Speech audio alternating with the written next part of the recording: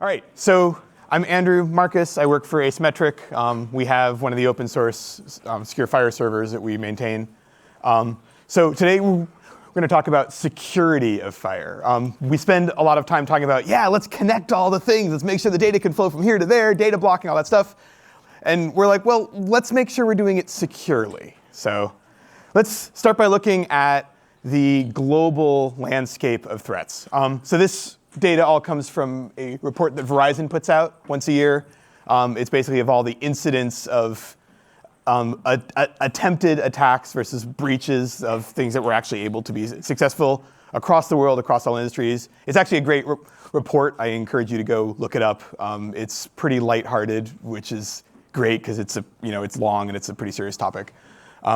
So in 2018, there were 2,000 confirmed breaches across the world, across all industries.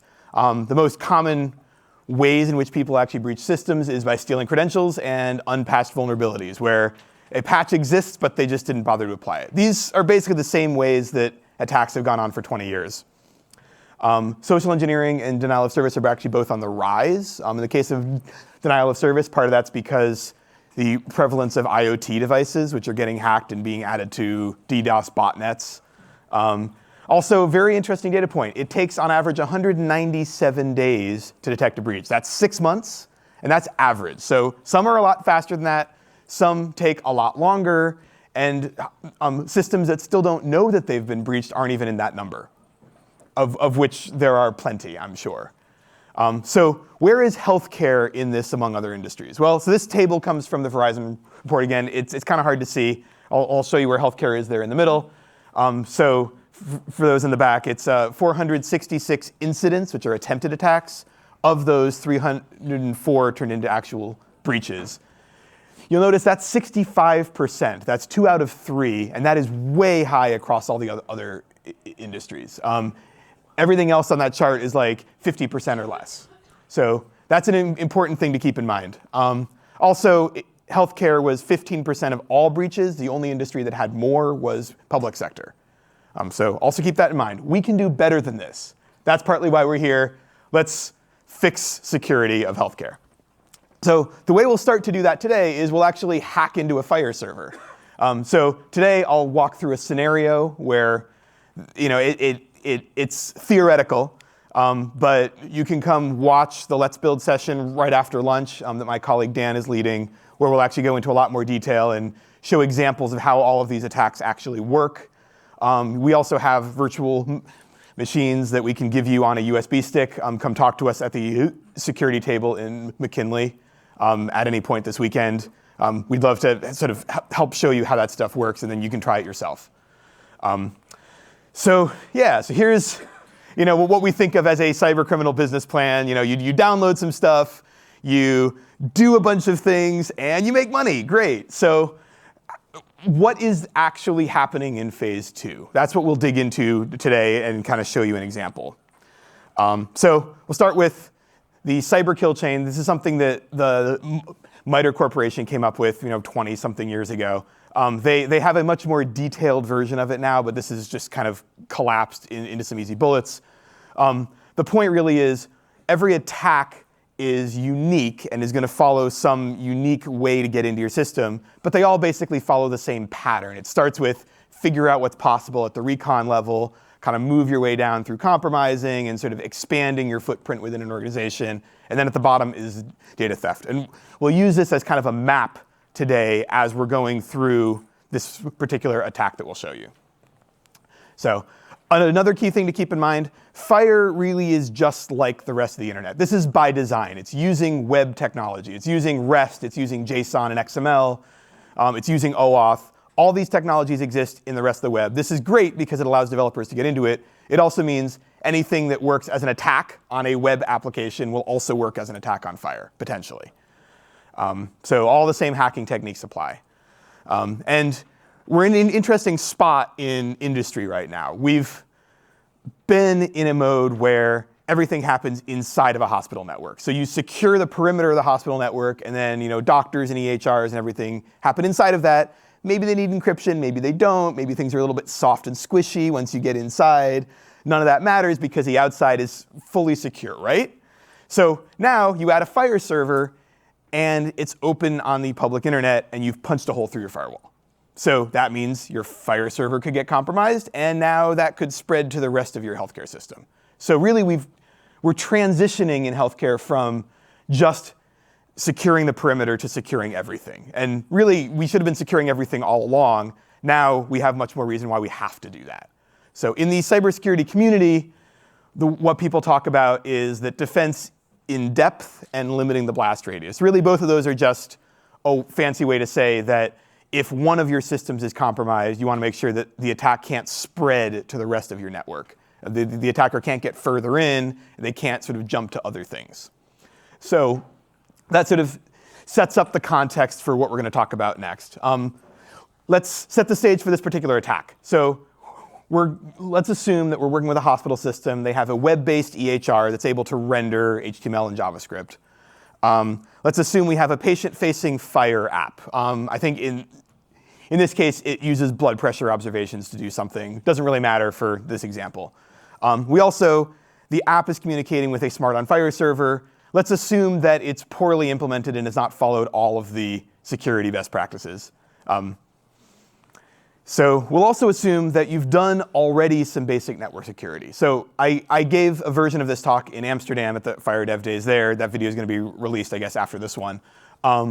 We go through all of these things in a lot of detail in that one. So closing ports, making sure your stuff's not searchable, applying security patches regularly, logging, making sure you're actually looking at the logs, encrypting everything, the segmentation, which is basically about the defense in depth, making sure that breaches can't spread.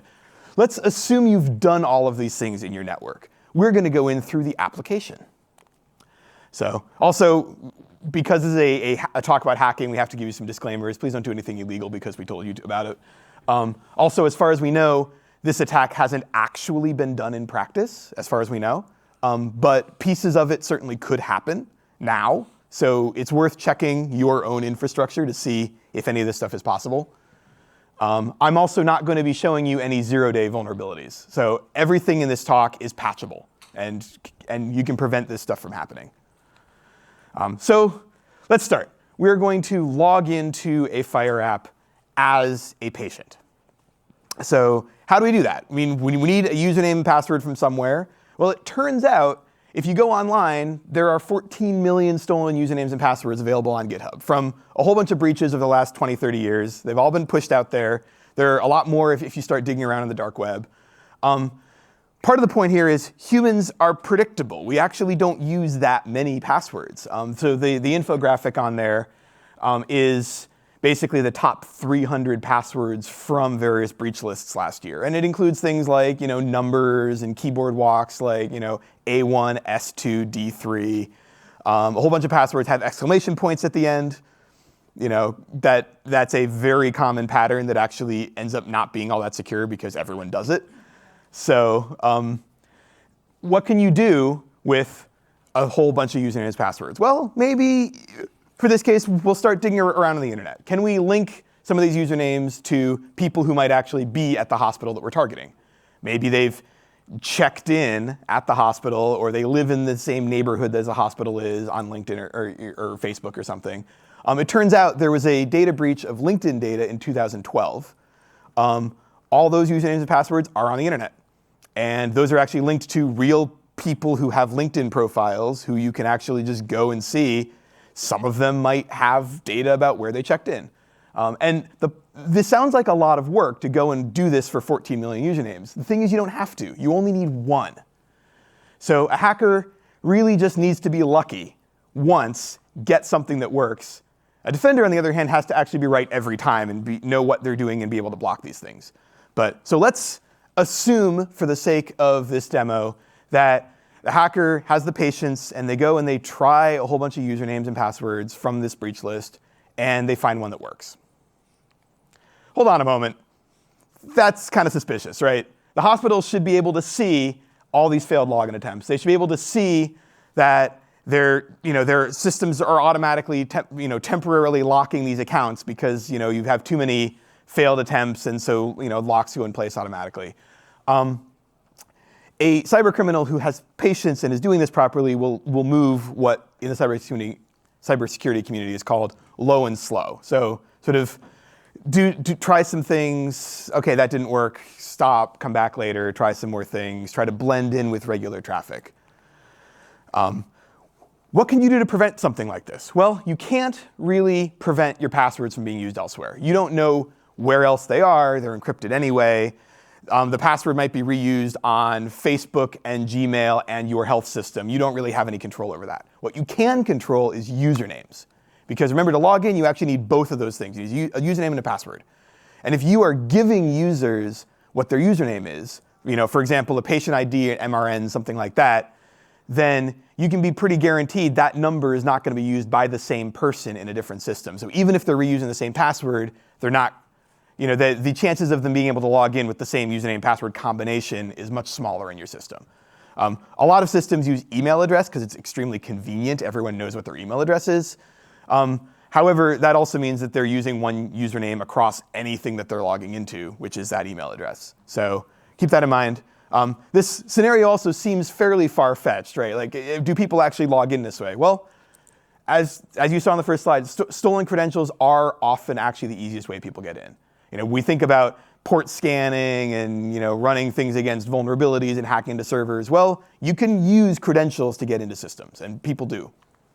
So you also can put in things to slow down an attack like this. So you can use two-factor authentication, and rather than just blocking things when a username has tried to log in too many times and failed, you can also look at things like IP addresses. If the hacker is using any sort of weird HTTP headers, you can sort of use AI to look for patterns and those sorts of things. Because if you just lock down by username, the hacker can just try a different username. And then that one locks down, and they try a different one. And then that one locks down, and they try a different one. And then they can go back to the first one, because now it's unlocked. So 2FA actually can be cracked, but it's a lot harder to do so, and it makes it much more difficult to pivot between usernames. So these things are not foolproof, but it will slow down an attack significantly. And if you put enough hurdles, a hacker might very well just give up and try a different healthcare system that's easier to get into. So great. In our demo, we have now logged into a healthcare system as a patient using a FHIR app. If the hospital ever notices this and reports it up to the federal government, there's a fine associated. But this hacker now has access to this patient's data. So let's move on. What else can we do now that we're in there? Well, let's start looking at network requests. So one of the things in all these network requests is an OAuth 2 token. That, it's a valid token because you've logged in with a valid username and password, and you get back this token, and the token gives you access to whatever that app should have access to. So we can use the token now to try to create our own FHIR requests that might be for things that the app is not specifically asking for itself, but maybe the token gives us access to them. So we talked about we have a blood pressure, a blood pressure monitoring app or something like that. What it needs is a patient narrative to display to the patient, and it needs blood pressure observations. So the scopes it's going to ask for are patient.patient.star and patient/observation.read. So it needs to read the observations to go into the blood pressure. It needs to be able to access the patient. And actually, it'll be updating the narrative in this case as well. So it needs the .star. With that set of scopes, though, it also can see a whole bunch of other things. So contact information, demographics, and then basically any observation that's in the system. Maybe this is HIV status or pregnancy test results, things like that. We know that scopes are not sufficiently fine-grained at this point. There was actually a great pop-up session about this yesterday. I'll get to some of those things in a moment. So a thing to keep in mind here is you might trust that your app is only actually getting the data that the app developer says that they need to get. But if the app is compromised, a hacker can see anything that the app can see. So if the app can see more than they actually need to, this is a problem if that app is ever compromised. So in this case, we will start just requesting every FHIR resource that we can based on this token and see what we get. So how do we prevent this? Really, the FHIR community needs to come around to a way to further limit scopes. And a whole bunch of ideas have been floated around, again, at that pop-up session. It seems like we're sort of leaning toward doing filtering maybe by categories, but there are proposals around for query parameters and maybe using security labels and having an allow deny syntax. So watch this space for more progress in this front. FHIR doesn't yet have a way to actually do this correctly. But really what the goal here is that an app should say precisely what it needs, and it should get only what it actually needs and no more, so that a hacker can't sort of get those things. So great. In our scenario, we now have more access to a patient's records than the app was supposed to get. And in fact, we didn't even break any rules of FHIR. We're just using FHIR the way it was intended. We've asked for some scopes. We get back some data. All right, so let's take a moment and talk about cross-site scripting. So it's on the OWASP top 10 list of vulnerabilities every year. Basically, what it allows you to do is put malicious JavaScript onto a user's browser, and then you can do stuff within that browser context. A lot of people don't take it all that seriously as an attack, because typically what you have to do is actually put a whole bunch of stuff into the URL that turns into executable JavaScript and gets rendered on the page, and then the only way you can actually attack somebody is by sharing that URL. So somebody visiting your website won't have that URL. You have to use social engineering or something and say, look, click here for something, and then that injects it. So it's kind of hard to do that sort of attack typically, so people don't always talk about it. But if you can write that to the database, now actually anybody who visits the legitimate website will have this. So this is a general thing for hacking web applications. How does this apply to FHIR? Well, sorry. Before I get to that, why is this bad? What can you actually do with cross-site scripting? Well, you're running JavaScript in a context of a web browser. So you can basically see anything that the user can see. You can get their session cookies, you can get their auth tokens. You can potentially log key presses. So if they hit a login page somewhere, you can just see what they're typing, and you can send that off to your server. Any data that's maybe PHI that the user gets back from a server, you can see. There's also interesting things about remote web shells. If you're interested in that, talk to us afterwards. It's basically being able to run code within a user's browser. So how does this pertain to FHIR? Well, as it happens, the narrative field of every resource type actually is HTML. Let's suppose that we can push malicious JavaScript into the narrative. So in this case, this is what we're going to do in our demo. We'll write back to the patient narrative record. Remember, our scope allows us to do this. And we'll embed some JavaScript in there that will do something and write some stuff out to our server in the future. How can we prevent something like this? Well, if you have a FHIR server that allows people to post narratives in, you need to make darn sure that you are scrubbing out anything that's potentially executable. And we recommend you actually don't write your own regexes to do this, because all of the typical ways to do onloads and script tags and those sorts of things are pretty easy to find.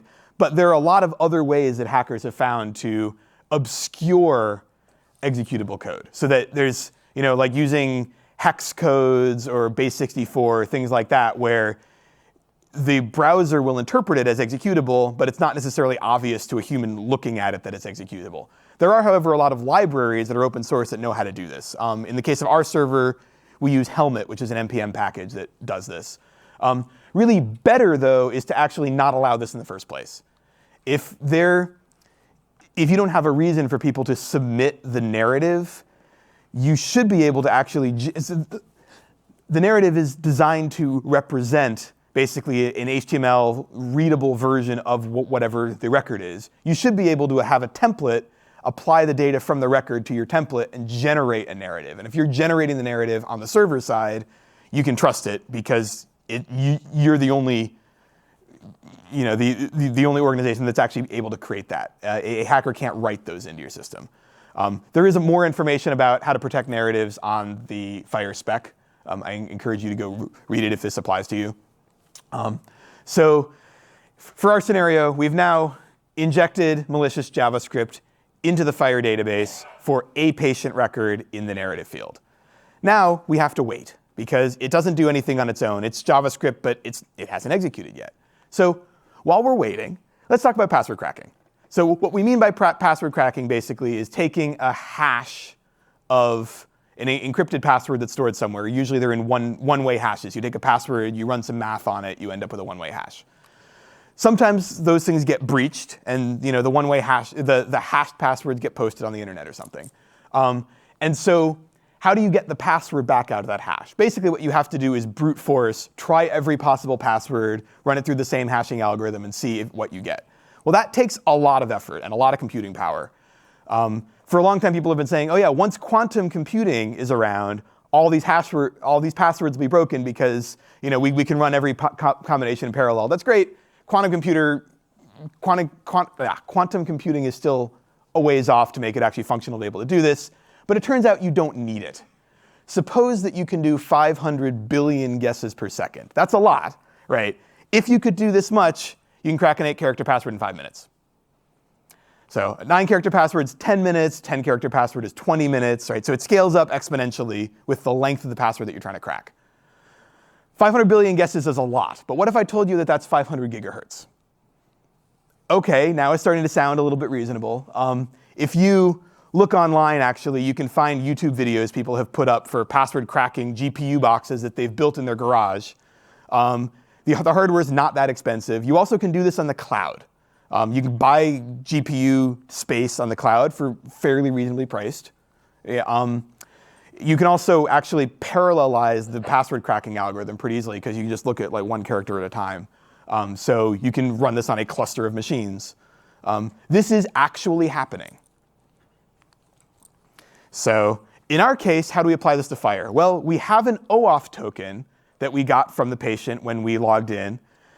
OAuth, the way that the tokens are structured basically is there's a data block, there's a signature algorithm, just I use this algorithm, and then there's an actual signature at the end. And the signature is generated based on the data and the algorithm, and then a client secret, which is a hidden thing that the server and the auth server know. Can we figure out what the client secret is by using password cracking algorithms? We basically have all the information we need. We have a one-way hash. That's what the signature is.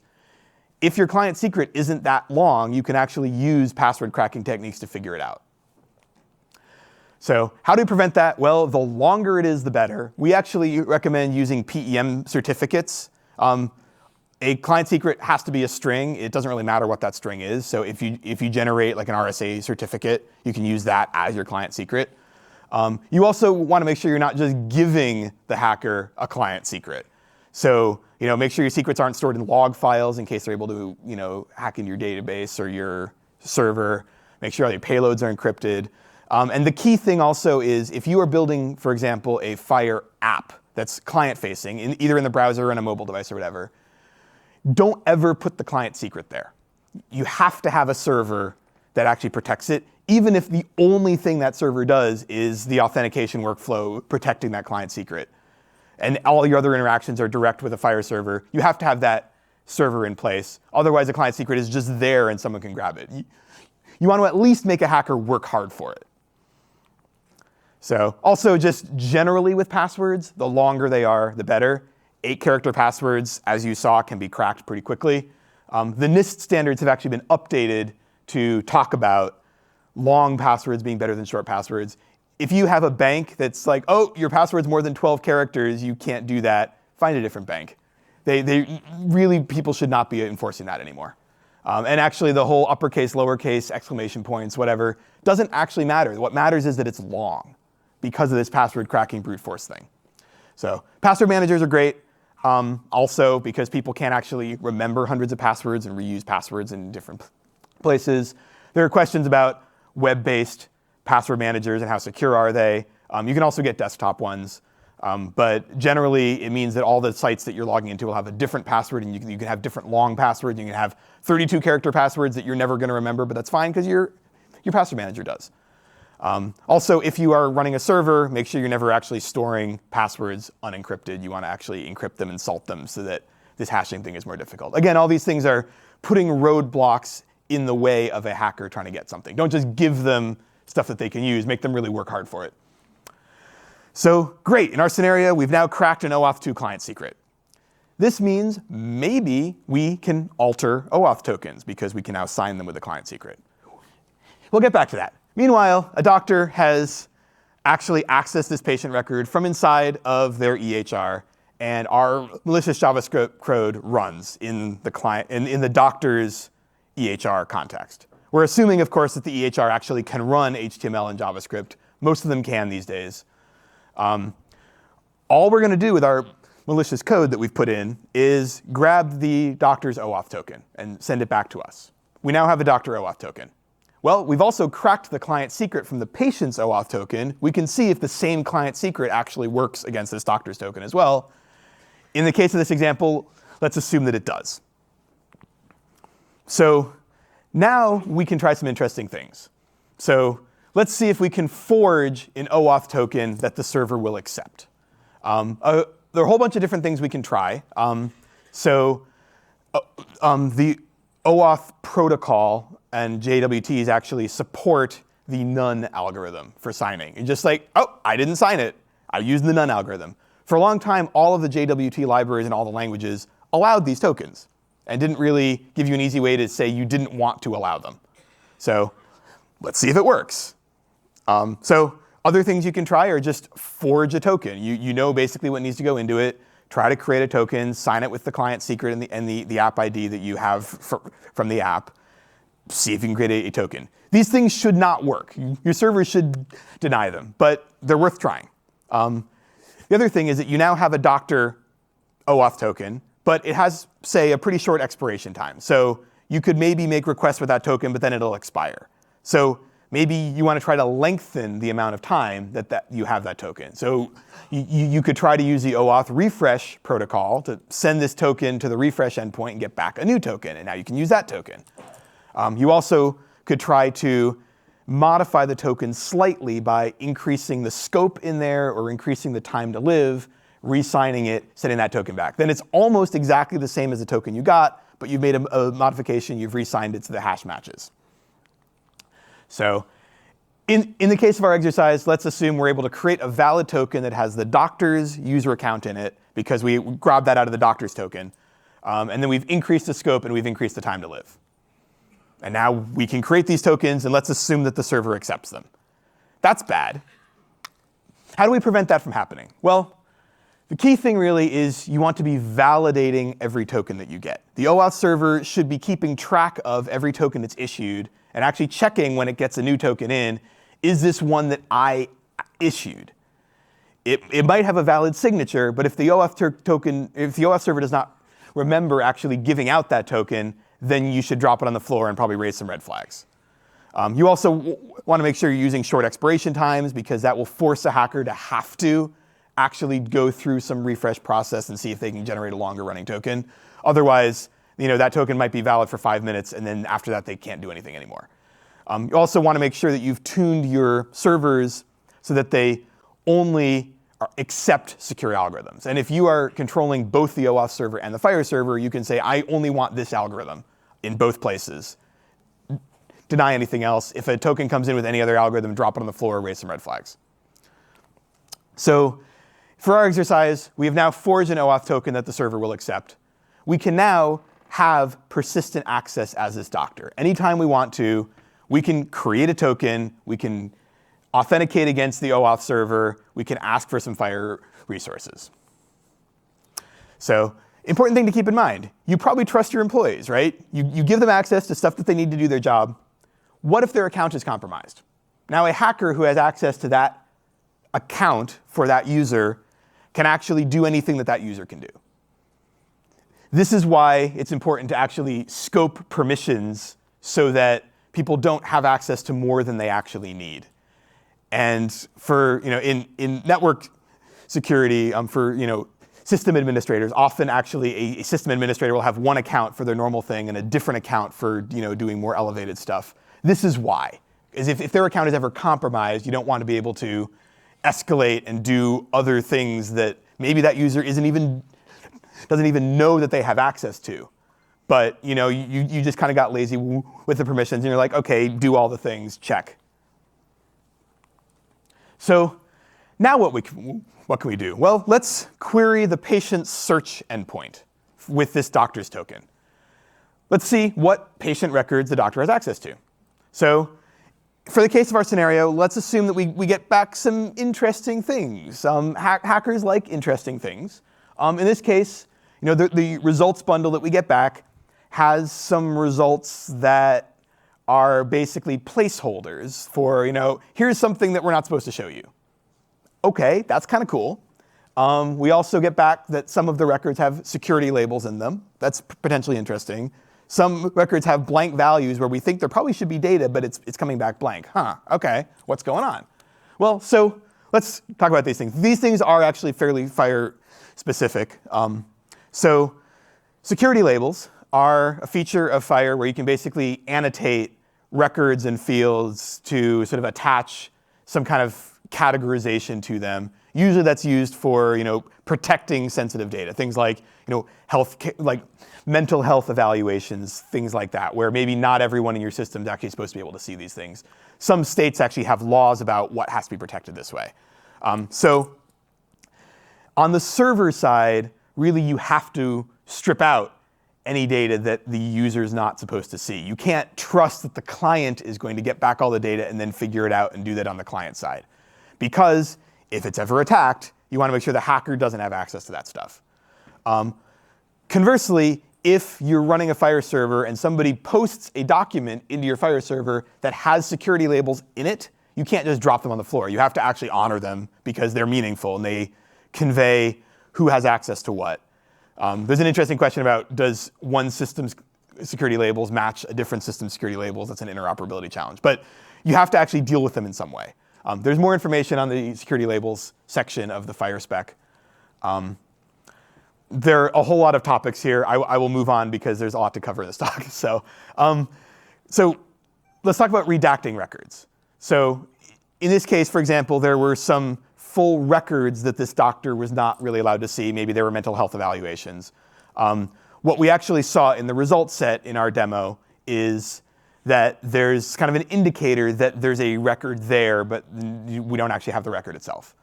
So what does that tell us? Well, a couple things. One is there's a record there. Hey, that's kind of interesting. Maybe if I had elevated permissions, I could go get that record. The other thing is if you actually know that there's somebody in your system, for example, who you're looking for, you can actually start to create detailed queries. So I'm looking for a male who's in this zip code who maybe has this particular health condition. And the more of these details you can put in, you might get to the point where you get back a single record that you can't see. Well, that's pretty conclusive proof that person is there, right? So there are a lot of problems with giving back this kind of information to somebody who could potentially use it maliciously.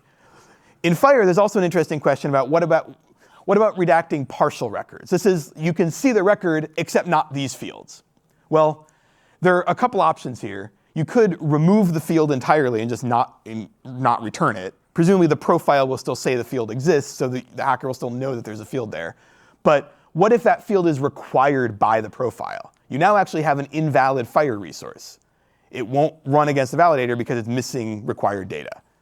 You could use a default value instead, but maybe you're doing calculations with this FHIR data, and then having a 0 in this particular field will actually come to an incorrect conclusion. But you also maybe could mark a field as redacted, but then you have the same problem about exposing to a user that there's something there that they can't see. I don't have a correct approach. It will generally depend on your use case. This is something that the FHIR community has also started to look into, how to deal with these kind of situations. There are a few suggestions. I'm certainly happy to talk to you about this afterward if you're interested. So what do? Well, really, you want to make sure that things that are not found and things that are not authorized are indistinguishable. That as a person querying this data, you don't know what you don't know. And that's a key point here. This is actually all spelled out pretty in detail on the security page of the FHIR spec as well. It's a whole section on access denied and which response codes your server should return in which cases. The point really is, don't reveal to the user more than they need to know. So, but Steve was just up here talking about data blocking. How is this relevant? Well, there's a difference between a patient asking for all their data, a patient authorizing an app to get some of their data, and then a hacker actually who's compromised either of those things and just saying, give me all the data. Where is responsibility in these cases? Still a bit of an open question. If an app, so part of the ONC guidance around data blocking is that once a user authorizes an app to get data on their behalf and the healthcare system gives that app the data, the healthcare system's not responsible anymore for that data. It's now the job of the app developer to actually protect it. What if the app is compromised? Whose responsibility was that the hacker now has access to that data? So moving on with our demo, we've now retrieved a list of all the patients for this doctor. We also know that there's more data in the database that this doctor isn't allowed to see. And what do we do next? Well, let's escalate. We know that the narrative attack worked great the first time. Let's try it again. At this point, we can push the same attack into the narrative field of every patient this doctor has access to. That means every other doctor in your network now pulling up one of those patient records will be compromised. We can grab all their OAuth tokens. This is the sort of lateral movement portion of the attack chain. So that's kind of bad. You'd think at this point the hospital would actually start paying attention and figure out what you're up to. They should see that there's abnormal network traffic, there's abnormal requests. You're asking for things that the doctors themselves are not really generally asking for, doing weird FHIR queries. Remember though, hospitals and everybody else take 6 months to detect breaches. So you can do a lot of things as a hacker in that time before hospitals actually notice, generally. Really, the trick again is low and slow. So in this case, what a hacker would do is log in as a random doctor, download a few records, put them put in his own database, come back later, watch some Doctor Who, and try coming in as a different doctor. And now you're sort of spreading these risks across all of the doctors within the system. It's not just one doctor's account that's pulling all the data. So much harder to detect that way. So that's bad. So what we've just been able to do is we start from a single patient's, so compromising a single patient's username and password, which maybe a hospital system has thousands or tens of thousands of patients. We've compromised one of them. We've worked our way into the system, and at the end we've been able to compromise basically the entire set of health data. We can log in as any doctor, we can pull in a PHI, we can probably change health records that are in there, we can sell them to the highest bidder. That's a big deal. That's a big breach, up to $50,000 per record in the US, which might in this case be all of your records. There might be tens of thousands of records in there that you've lost. So why might somebody want to actually do this? I think I'm very close to time, so I'll rush through these quickly. So 3/4 of all attacks are financially motivated. We know about ransomware. We know about selling data. You can also do things like identity theft or insurance benefits fraud by claiming there are ways of doing all those things. Generally, for these kind of attacks, you want to follow the money and see what the motivation is of the hacker. Usually it's financial. But there's some other interesting things as well. You can make political statements. You can do espionage. We already talked about DDoS. In the case of healthcare, there are also some interesting edge cases around things like you can do revenge or blackmail against a particular person by getting all their health data or by getting an ex-spouse's address out of a health system. If you can change medical records, you could create your own prescriptions for narcotics, or you could alter the result of drug tests or things like that. We also know that there are documented cases where researchers have been able to attack medical devices and the data flowing from a medical device to an EHR system. And for example, there was one where they were able to insert the appearance of cancerous tumors into MRI scans. That, as far as we know, this hasn't happened in a malicious way, but researchers have been able to do this. So a lot of implications of that. So what can you do to protect your system? Key thing to remember is you can have a FHIR compliant server and app, and they can still not be secure. FHIR does not actually tell you have to do all the security best practices, but they have security best practices. And if you implement them all, every attack that you saw today is not going to work. They will all be blocked. The security best practices have all of this detail in them for a reason. Also, HIPAA and High-Tech Act and all those things, at least within the US context, say you must have a way to do this and a way to do this and a way to do this. But they don't really say you have to do it this way.